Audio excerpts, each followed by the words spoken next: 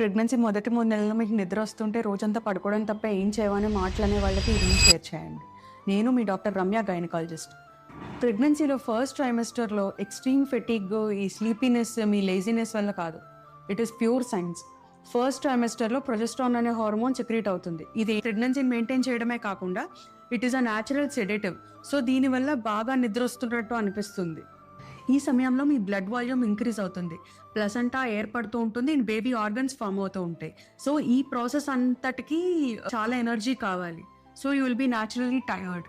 అది కాకుండా కొన్ని స్టడీస్ ప్రకారం ఫస్ట్ అంటే 6 to 10 వీక్స్ మధ్యలో ఎక్కువ ఫెటీగ్ ఉండడం చాలా కామన్ అని తేలింది. కొంచెం సెకండ్ ట్రైమెస్టర్కి వచ్చాక రిలీఫ్ అవుతారు. So what to do now? Don't push your body against your energy. So ఈ ఫేజ్లో కొంచెం ఎక్స్ట్రా స్లీప్ తీసుకోవటం వీక్నెస్ కాదు, it's your body's requirement. Learn to respect it. 2, small frequent meals తీసుకోవండి. కాకుండా కొంచెం లైట్ వాకింగ్ ఇస్ నెసెసరీ. కాకుండా iron and thyroid levels బాగున్నాయా లేదా చూసుకోండి. అండ్ కాఫీ, చాలామంది కాఫీ తాగితే ఫెటిక్ తగ్గుతుంది అనుకుంటారే. No, coffee is not the solution. Don't overdo anything. When your body wants rest తీసుకోండి, తప్పలేదు.